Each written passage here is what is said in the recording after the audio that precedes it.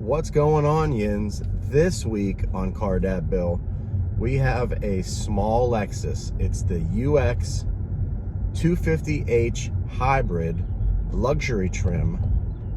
It's a 2022 model year. It's a little hybrid. It's got a special niche, and we'll talk about it. Niche. Let's go for a ride.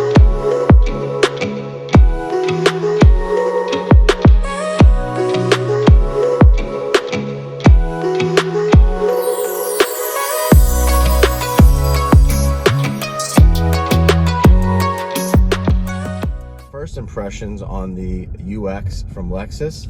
I've driven one of these before. I drove one last year, the 21 model year, and the 22 is not a whole lot different from that previous model year. This is basically a hybrid small crossover. It provides good MPG, it provides a good commuter vehicle, and it's got lots of luxury features, which are great. And it's a very comfortable car to drive, and it's got a good amount of pickup too. It's not a terrible vehicle by any means. It's a commuter vehicle that gets good mileage and all-wheel drive. And if you don't need to hold a lot of people or do a lot of things like that, you don't need a lot of space, then this is the car for you. But let's get into the review.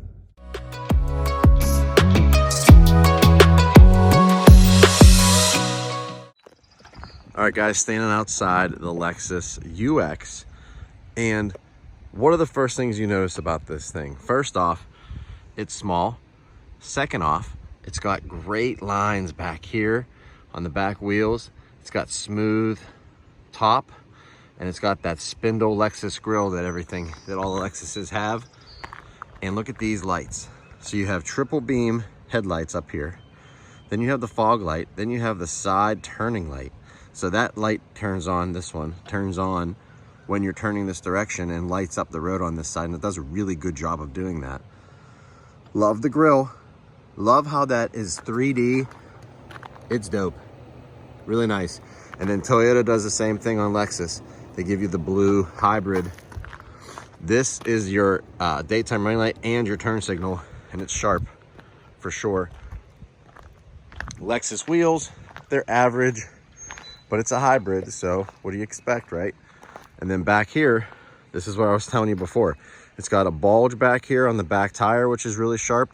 And then it has this waterfall rear end, like a fastback. And then look at the lights. Look at how the light housings have like a ridge to them here.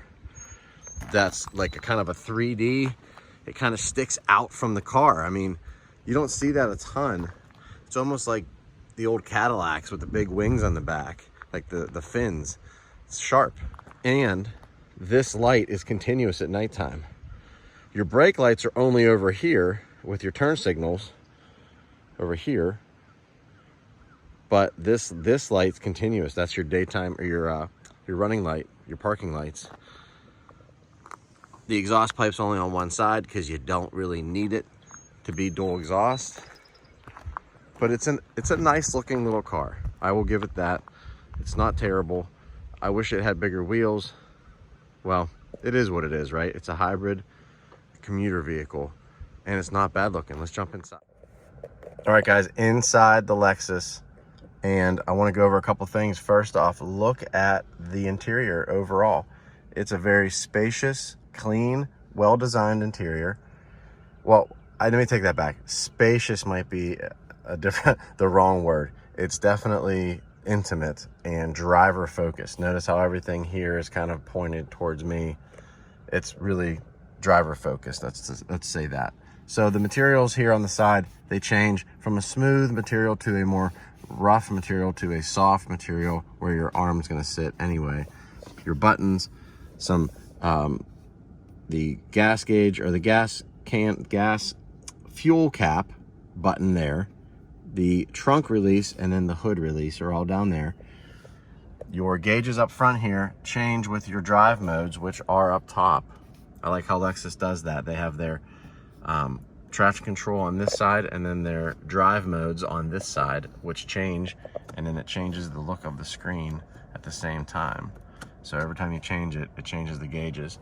There's the analog clock that they won't go away from. None of this is touch, okay? And I just put fingerprints all over it. None of that's touch. You have to control everything down here. And down here, this is a touchpad. It's like a mouse pad, but not quite as easy to use. Down here, though, is a command center that I call it, where you can control your media, your radio, the volume, and the tuning of the radio, all from right down in here. And it's while you're resting. You shift into gear, you're driving down the road, and then you want to turn the volume up, you turn the volume up down here. You want to change the radio station, you do that here.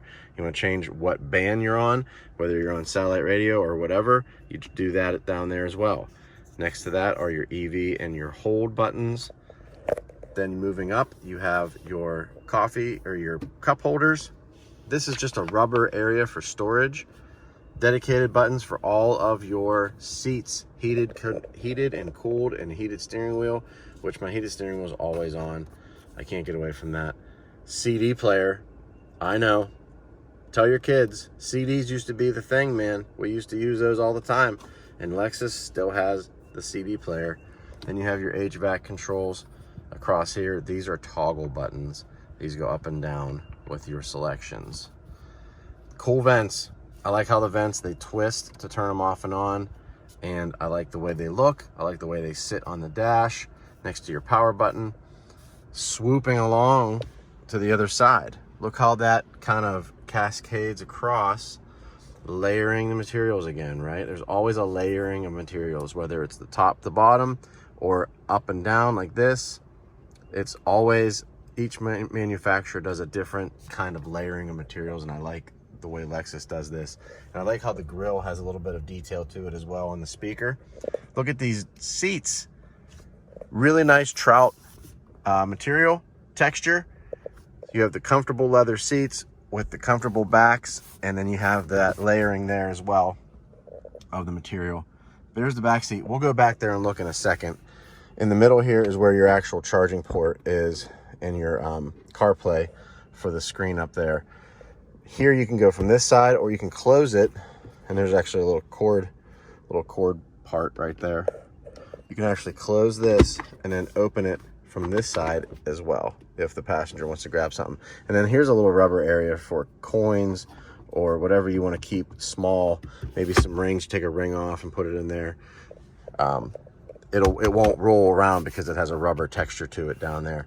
And then here, this is where all of the buttons work for either the instrument panel up here, or this is your cruise control stuff and your modes for your radio and track and stuff like that. So everything's kind of driver focused and cleanly put in here. It's a nice looking interior, not too bad. Let's take a look out back. All right, guys, full disclosure, this is probably the worst part of the car because that's where my seat is normally. That's how I sit. And then look at the legroom or lack thereof. I mean, even my 5-year-old daughter has a hard time sitting back here because my seat's right there. And then I had Willie move his seat all the way up so that Joey had room back here, but it's very tight back here. I mean, absolutely tight back here. Does have static seat belts though, so that helps put the kids in, helps them do that themselves. That's where the battery packs are stored, in that little cubby hole back there. And then we can look into the trunk, and I can show you what the trunk looks like. There's a button on the bottom here. Hit that button. It opens up the trunk. Here we are heading into baseball season. And that's a baseball bag. Now that's a larger baseball bag than most, but still, there's not a whole lot of space for anything else. And if I have to put a hockey bag in here, you better believe I gotta drop this seat down. Which I can, one-handed like I just did, but I have to go over there to pull it back up into place. But now, guys, while we're sitting here for a second before we get on the road, let's go over the MSRP and the numbers for this vehicle. This is a 22 Lexus UX 250h luxury model. It has a 2-liter hybrid motor under the hood. with a combined output of 181 horsepower. So it's not terrible. It's got plenty of horsepower for what you need to do. 200 horsepower is about my breaking point, especially in small vehicles. You need that 200 horsepower to have enough. Triple beam headlights up front, LEDs everywhere else, the updated sound system, and that's about it for this package. And that brings that bottom line to $43,625. And the MPG results are 33.5, so I'm rounding up to about 34 miles per gallon. That's combined. I mean, that's city and highway mileage. I'm driving all over the place, so not too bad. Let's get on the road and talk about the pros and cons. First thing on deck are the pros, and there's a decent amount of pros: the good, the bad, and the ugly, right? That's what we look for in all these reviews. And the first thing I want to talk about is the style. The style of the Lexus UX is actually pretty cool. As you saw from the beginning of the video, when I took my photos of the outside and did the video walk around of the outside, it's got a lot of cool lines. It's got a lot of Lexus sharp cutting edge things. The lights up front are really cool. The tail lights are really nice. It's got LEDs everywhere around the exterior of the vehicle. And then this interior as well has a lot of style to it. It's got a lot of luxury feel. Soft finishes on the dashboard, mixture of materials on the doors. Everything's layered. I love this like multimedia control panel up here, you know, that gets you to the screen and all of that.